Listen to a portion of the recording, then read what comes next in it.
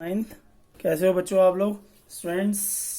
ये चैप्टर 1 की वीडियोस मैं दोबारा अपलोड कर रहा हूँ। इसमें जो है जो नोट्स हैं आपके लिए वो इम्पोर्टेंट नोट्स मैंने इसमें इंक्लूड कर दिए हैं और इसे आपको अपनी नोटबुक में नोट कर लेना है यदि आपने चैप्टर फर्स्ट के नोट्स नहीं इंक्लूड किए हैं तो। So students, I am Rahul Gupta, your science experts. Channel subscribe कीजिए यदि चैनल सब्सक्राइब नहीं किया है तो। Channel name chemistry amazing world. और वीडियोस को लाइक करो, अपने फ्रेंड्स से शेयर जरूर करो students. Okay, let's start. First chapter matter in our surrounding, class 9th। Students, आप लोग क्लास 8 से आए हैं। क्लास 8th में आप लोगों को अलग अलग साइंस में नहीं पढ़ाया जाता था। वहाँ पर्टिकुलरली जितने भी सब्जेक्ट्स थे आपको वो सिंगल सब्जेक्ट फॉर्म में पढ़ाए जाते थे।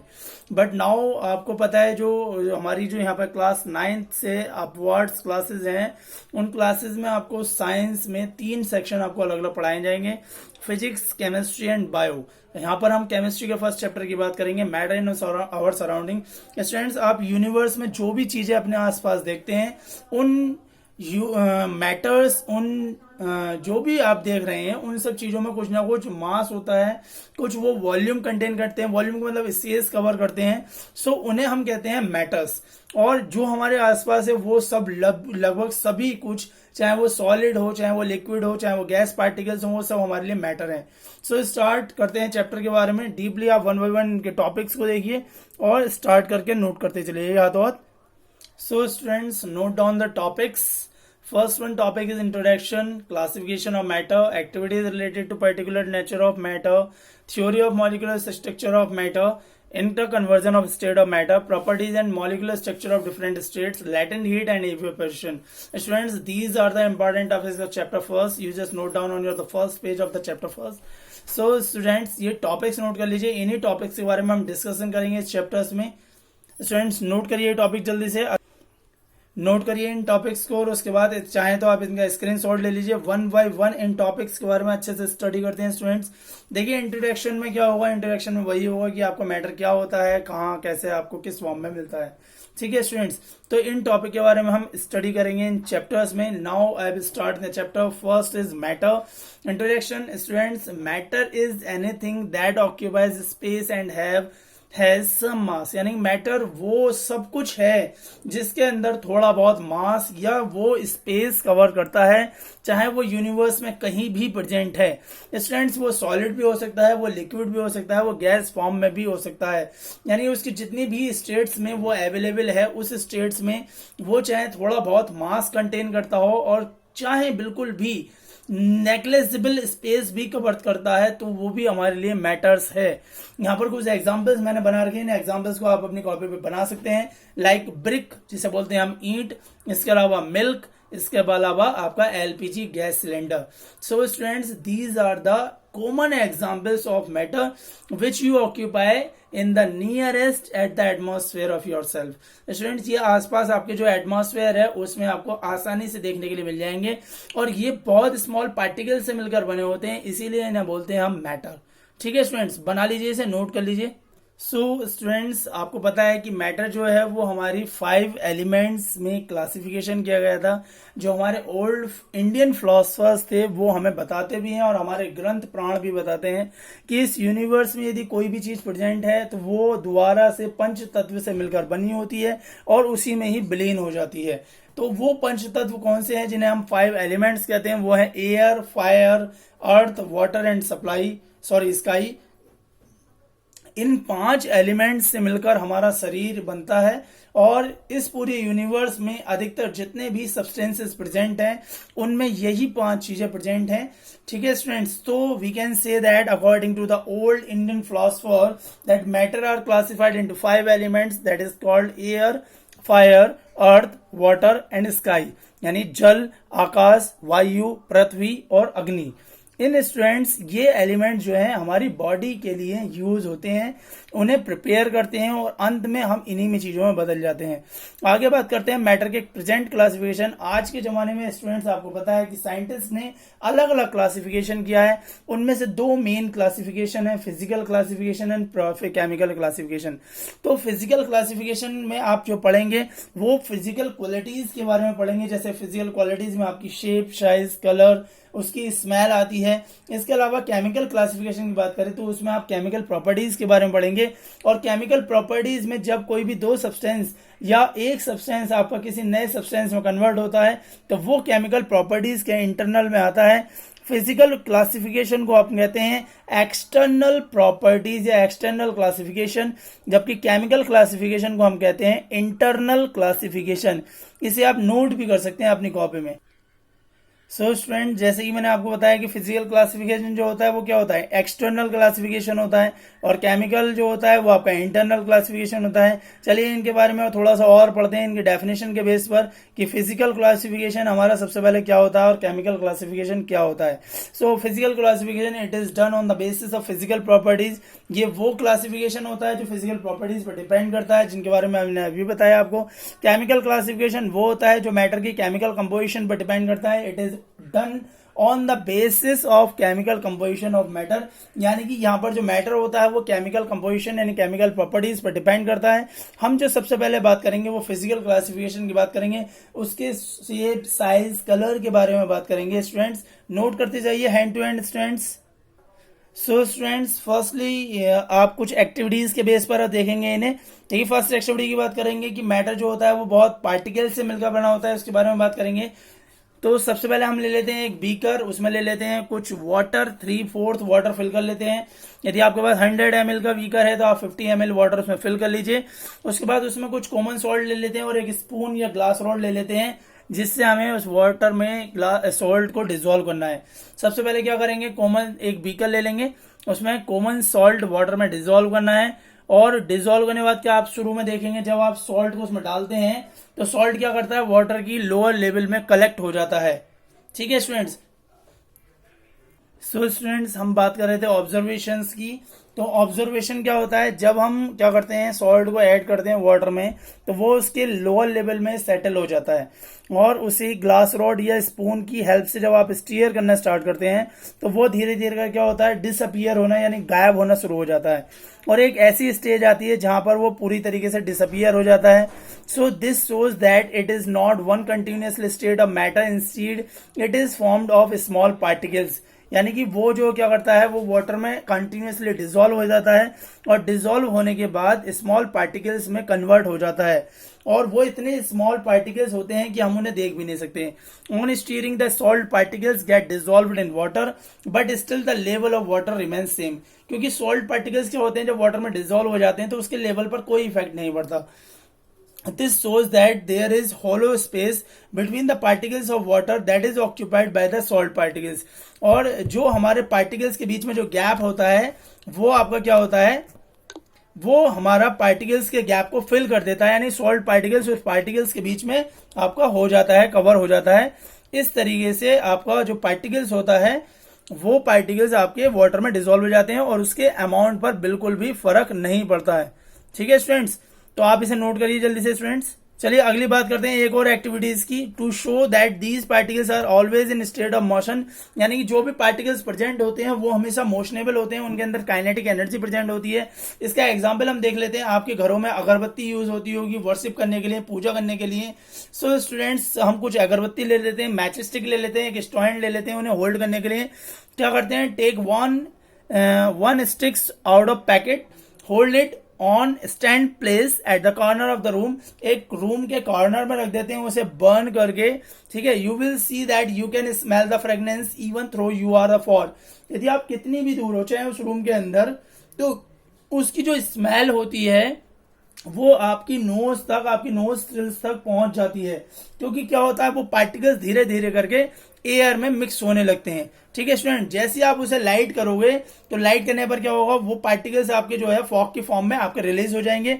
The whole room start smelling very good, और उसके बाद क्या होगा, कमरे में बहुत अच्छी सी गंध आने लगेगी, बहुत अच्छी स्मेल आने लगेगी। रीजन क्या है, the particles of the matter are not stationary, यानी कि जो मैटर के पार्टिकल्स होते हैं वो कभी भी एक जगह रुके हुए नहीं होते।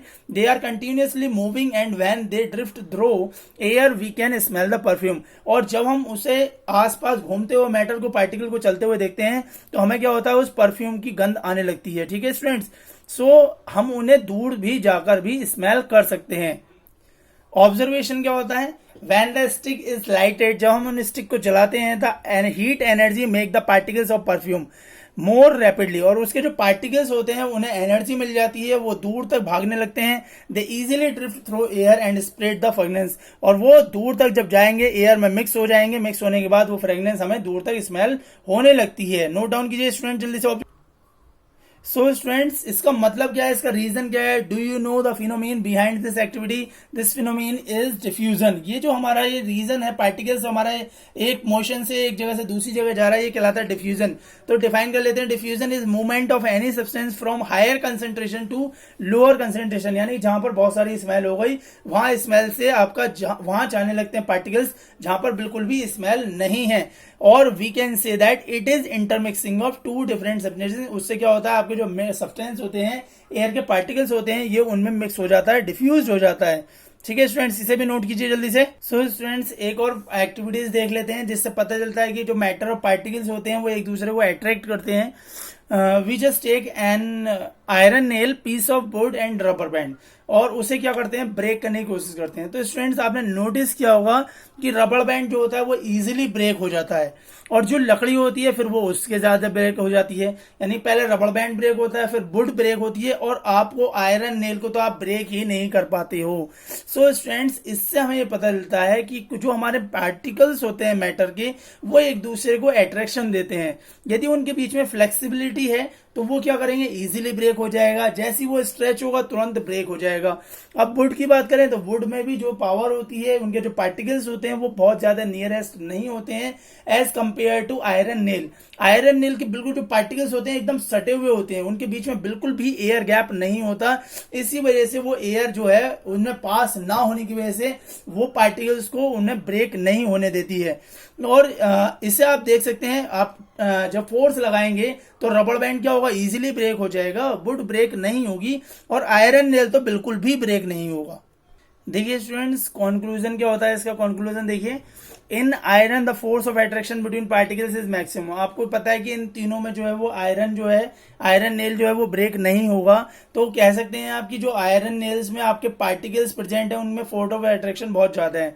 Now we will discuss about the theory of molecular structure of matter. So students, matter is made up of small particles called molecules. Matter जो होता है वो स्मॉल पार्टिकल से मिलकर बना होता है, जिसे हम मॉलिक्यूल्स कहते हैं। They are in a state of continuous motion, और उसके जो पार्टिकल्स होते हैं वो कंटिन्यूअसली मोशन करते रहते हैं, उनकी चाहे कोई सी भी स्टेट क्यों ना हो, बट उनमें पार्टिकल्स जो होते हैं वो मोशन करते रहते हैं। Due to this we can say that they possess kinetic energy. इसीलिए हम कहते हैं कि उनकी जो एनर्जी है वो काइनेटिक एनर्जी है। Kinetic energy increases with increase in temperature. जब काइनेटिक एनर्जी इंक्रीज होती है तो उनका टेम्परेचर भी क्या होता है, इंक्रीज होता जाता है। And kinetic energy is maximum is gas. आपको पता होना चाहिए कि काइनेटिक एनर्जी जो है गैस मॉलिक्यूल्स में सबसे ज्यादा होती है, क्योंकि उसके जो मॉलिक्यूल्स होते हैं वो बहुत ज्यादा मोशन करते हैं। एंड सॉलिड्स में सबसे कम होती है, क्योंकि सॉलिड्स में जो होता है उनकी जो पावर होती है वो बहुत ज्यादा होती है, उनके बीच का जो गैप होता है वो बहुत कम होता है, और काइनेटिक एनर्जी इसीलिए उसमें सबसे कम होती है। स्टूडेंट्स, नोट कीजिए इन्हें जल्दी से थ्योरी को।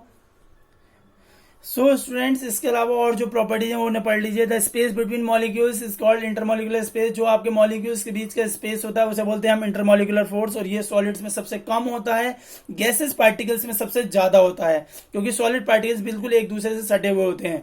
The force that exist between particles is called intermolecular forces. और जो फोर्स इन पार्टिकल्स के बीच में इन दोनों को, इन पार्टिकल्स को एक दूसरे से जोड़कर रखता है, उसे हम कहते हैं इंटरमॉलिक्यूलर फोर्सेज। ठीक है स्टूडेंट्स, एक बात ध्यान से समझने वाली बात है कि यदि इंटरमॉलिक्यूलर फोर्स डिक्रीज हो रहा है, कम हो रहा है, तो इसका मतलब है कि इंटरमॉलिक्यूलर स्पेस बढ़ रहा है। Intermolecular forces decreases with increases in intermolecular space. Intermolecular force घटेगा तो इंटरमॉलिक्यूलर स्पेस जो है वो बढ़ जाएगा। जस्ट अपोजिट होते हैं दोनों। स्टूडेंट्स, नोट करिए इसे। देखिए स्टूडेंट्स, कुछ एग्जाम्पल लेके समझ लेते हैं। Just we start before with classification, let us do some terms. Matter की बात कर लेते हैं, तो मैटर को अभी हमने बताया, matter is anything that occupies space and some mass. Material की बात कर लेते हैं, the term used to describe a particular type of matter. Material वो होता है जो किसी एक टाइप के, एक स्पेशल पर्टिकुलर टाइप के मैटर को रिप्रेजेंट करता है, डिस्क्राइब करता है, एक्सप्लेन करता है। नोट डाउन कीजिए स्टूडेंट जल्दी से। चलिए स्टूडेंट्स, आगे बात करते हैं मटेरियल्स के टाइप्स के बारे में। तो मटेरियल आपका दो टाइप्स का होता है, होमोजीनियस और हेट्रोजीनियस। ठीक है स्टूडेंट्स, मटेरियल को उसके टाइप्स पर डिस्क्राइब करेंगे, होमोजीनियस, हेट्रोजीनियस, नोट डाउन कर लीजिए इसे। आगे बात करते हैं होमोजीनियस मटेरियल के बारे में। देखिए होमोजीनियस मटेरियल वो होता है जिसके अंदर सेम कंपोजिशन होती है, सेम प्रॉपर्टीज प्रेजेंट होती हैं। जैसे कि आप वाटर की बात करें, आइस की बात करें या वेपर की बात करें, तो उनके जो मटेरियल है उनका जो कंपोजिशन है वो सेम है, उनकी जो प्रॉपर्टीज है वो सेम है। चाहे हम आइस की बात कर लें, चाहे हम मटेरियल की, चाहे हम वाटर की बात कर लें। स्टूडेंट समझ में आ रहा है? होमोजीनियस मटेरियल वो होता है जिसमें उनकी जो प्रॉपर्टीज होती हैं वो सिमिलर होती हैं, सेम। चलिए आगे बात करते हैं एक और हेट्रोजीनियस मटेरियल। हेट्रोजीनियस मटेरियल वो होता है जिनकी प्रॉपर्टीज जो होती हैं वो डिफरेंट होती हैं और डिफरेंट कंपोजिशंस होता है, डिफरेंट पार्ट्स में होता है। It has different composition and different properties in different parts, यानी कि बिल्कुल अलग अलग। वाटर में जैसे आप सॉइल मिक्स करते हैं तो वाटर में सॉइल डिसॉल्व नहीं होगी, यानी क्योंकि उनकी दोनों की प्रॉपर्टीज जो है वो बिल्कुल अलग अलग है। वाटर की प्रॉपर्टीज अलग है, सैंड की प्रॉपर्टीज अलग है। नोट डाउन कीजिए स्टूडेंट जल्दी से। चलिए आगे बात करते हैं स्टूडेंट्स मॉलिक्यूल की। Molecule is the term use for particular types of matter. Molecules वो होते हैं जो किसी एक सिंगल या पर्टिकुलर टाइप ऑफ मैटर को एक्सप्लेन करते हैं। इसमें जो पार्टिकल्स होते हैं वो बहुत स्मॉल होते हैं, बहुत स्मॉल पार्टिकल्स ये कंटेन करता है। सो इसे भी नोट कर लीजिए मॉलिक्यूल्स की डेफिनेशन को जल्दी से। चलिए अब बात करते हैं फिजिकल क्लासिफिकेशन ऑफ मैटर की बात करें तो देखिए फिजिकल क्लासिफिकेशन की बात करें तो इसमें मैटर हमारा 3 टाइप से डिवाइड किया गया है। सबसे पहला सॉलिड, लिक्विड, गैस। देखिए सॉलिड में क्या है, पार्टिकल्स बिल्कुल एक फिक्स शेप में रखे हुए हैं और उन पर किसी भी तरीके का कोई वो नहीं है, यानी गैप भी बिल्कुल सिमिलर है। लिक्विड की बात करें, लिक्विड के बाद जो पार्टिकल्स हैं वो आपके अनक्लासिफिकेशन हैं, उनके बीच का एयर गैप भी मेंटेन नहीं है, बिल्कुल दूर दूर भागे हुए हैं। गैस पार्टिकल्स की बात करें तो गैस पार्टिकल्स तो और भी ज्यादा दूर दूर है, उनके बीच का जो स्पेस है वो तो और भी ज्यादा है। तो आप देख सकते हैं कि सॉलिड पार्टिकल्स ही फिक्स पोजीशन या फिक्स शेप रिप्रेजेंट करते हैं। गैस जो आपके फिक्स, ना तो वो कंपोजिशन रिप्रेजेंट करते हैं, ना ही उनके बीच का पार्टिकल्स का गैप रिप्रेजेंट होता है। लिक्विड में जो शेप उनकी वही फिक्स लेते हैं, यानी उनका वॉल्यूम तो फिक्स होता है बट वो क्या करते हैं, आपके अनफिक्स्ड शेप में होते हैं। नोट करिए इसे भी, फिक्स स्ट्रक्चर बना लीजिए इसका। बात करते हैं, चलिए स्टूडेंट्स बात करते हैं सॉलिड की प्रॉपर्टीज के बारे में। तो देखिए सॉलिड की प्रॉपर्टीज में first they have fix shape and volume. उसका जो शेप और वॉल्यूम होती है वो बिल्कुल फिक्स्ड होती है। दे आर नॉट कंप्रेसिबल, उसे हम कंप्रेस नहीं करते, दबा नहीं कर सकते। और they don't need a container to hold them, इसे जरूरत नहीं है कि इसे हमें कंटेनर में ही रखने की जरूरत होती है। दे डोंट फ्लो, वो बहता भी नहीं है, यानी कि उसके जो पार्टिकल्स हैं वो फ्लो भी नहीं करते हैं। दे डिफ्यूजन टेंडेंसी इज नील, इसकी जो डिफ्यूजन टेंडेंसी है, यानी कोई चीज सॉलिड मटेरियल कहीं रखा हुआ है तो उसकी जो स्मेल है हमें बहुत कम आती है, ना के बराबर होती है इसकी डिफ्यूजन टेंडेंसी। नोट कर लीजिए इन प्रॉपर्टीज को स्टूडेंट जल्दी से। सो स्टूडेंट्स सॉलिड के स्ट्रक्चर के एक्सप्लेनेशन पढ़ लेते हैं। Explanation of solids on the basis of molecular structure. Students आपको पता है कि सॉलिड पार्टिकल जो होते हैं वो टाइटली पैक्ड होते हैं। रीजन क्या है, उनके बीच का जो इंटरमॉलिक्यूलर स्पेस होता है वो बहुत कम होता है और उनके बीच का इंटरमॉलिक्यूलर फोर्सेस बहुत ज्यादा होता है। So they are tightly packed and due to intermolecular space is very less and intermolecular forces are very stronger. That is why they have fixed shape, volume and can't be compressed. इसीलिए उनकी जो shape और volume होता है वो fixed होता है और उन्हें बहुत कम कंप्रेस कर सकते हैं। उनकी जो कंप्रेसिबिलिटी होती है वो बिल्कुल लो होती है। स्टूडेंट्स इस स्ट्रक्चर को बना लीजिए और इसे नोट कर लीजिए। Explanation of solid on the basis of molecular structure. चलिए आगे बात करते हैं लिक्विड की प्रॉपर्टीज के बारे में। So properties of liquid, they have fix volume but no fix shape. इसका जो वॉल्यूम होता है वो तो फिक्स्ड होता है बट उसकी जो शेप होती है वो फिक्स नहीं होती है। दे हैव नेग्लिजिबल कंप्रेसिबिलिटी, इसकी भी जो कंप्रेसिबिलिटी वो भी नेग्लिजिबल होती है। इसको कंटेन करने के लिए हमें एक कंटेनर की जरूरत होती है, यानी किसी न किसी पॉट पैन की जरूरत होती है इसे होल्ड करने के लिए। इसकी जो डेंसिटी होती है वो बहुत कम होती है और ये इजीली डिफ्यूज होता है, यानी कि इसकी स्मेल जो है वो दूर तक दिखाई देती है। They can easily diffuse but less density. Note कीजिए स्टूडेंट्स इसकी प्रॉपर्टीज ऑफ लिक्विड्स की। स्टूडेंट्स चलिए स्टूडेंट्स एक्सप्लेनेशन पढ़ लेते हैं मॉलिक्यूलर स्ट्रक्चर ऑफ लिक्विड्स का। देखिए स्ट्रक्चर जो होता है वो सॉलिड से बिल्कुल डिफरेंट रहता है। In liquid the particles are not so close to each other in the comparison to solids.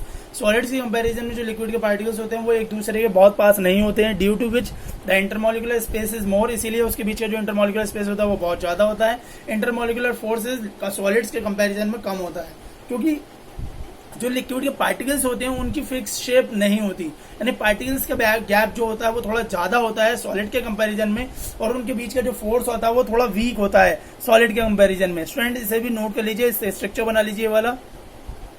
चलिए स्टूडेंट्स प्रॉपर्टीज ऑफ गैस की बात करते हैं। They have neither fix shape and nor volume. Student ना तो इसकी फिक्स शेप होती है ना ही वॉल्यूम होता है। हाईली कंप्रेसिबल होता है, जितनी भी डायरेक्शंस होती हैं उन डायरेक्शंस में इजीली फ्लो हो सकता है। एंटायर स्पेस कंटेनर की फिल करने की पावर रखता है, यानी आप कंटेनर में चाहे 5 ग्राम ही गैस क्यों ना फिल करते हैं वो कंटेनर के पूरे स्पेस को कवर कर लेगा, इजीली डिफ्यूज हो जाएगा। स्टूडेंट्स क्योंकि उसका जो स्पेस है वो इजीली डिफ्यूज हो जाएगा। रीजन क्या है, गैस के जो पार्टिकल्स हैं वो दूर दूर तक एयर में मिक्स हो सकते हैं और इसकी डेंसिटी जो होती है वो बहुत लो होती है। They have very low density. Okay students, note कीजिए इन प्रॉपर्टीज को भी जल्दी से और ये स्ट्रक्चर बना लीजिए। ओके स्टूडेंट्स, एक्सप्लेनेशन और देख लीजिए molecular structure of gas particles का। In gas particles are far apart due to which the intermolecular forces are very weak and intermolecular forces are almost nil. इसके बीच के जो इंटरमॉलिक्यूलर फोर्स होते हैं वो बहुत ही कमजोर होते हैं। इंटरमॉलिक्यूलर स्पेस जो होता है वो बहुत ज्यादा होता है। जैसे कि मैंने अभी आपको बताया, यदि हम 10 ग्राम गैस भी फिल कर देते हैं वो कंटेनर के पूरे स्पेस को कवर कर लेगा। इसकी अगली वीडियो में आपको सॉलिड लिक्विड गैस की एक साथ प्रॉपर्टीज डिस्क्राइब करूंगा स्टूडेंट्स। सो स्टूडेंट्स, इसके आगे की जो प्रॉपर्टीज हैं, sum up all the properties of solid liquid gas, ये हम अगले वीडियोस में देखेंगे स्टूडेंट्स। ओके, इसे आप नोट कर लीजिए, इसे अच्छे से स्टडी कर लीजिए, इसी की प्रिपरेशन आपको करनी है। Okay class, stay at home, be safe, enjoy with your family. Good bye students.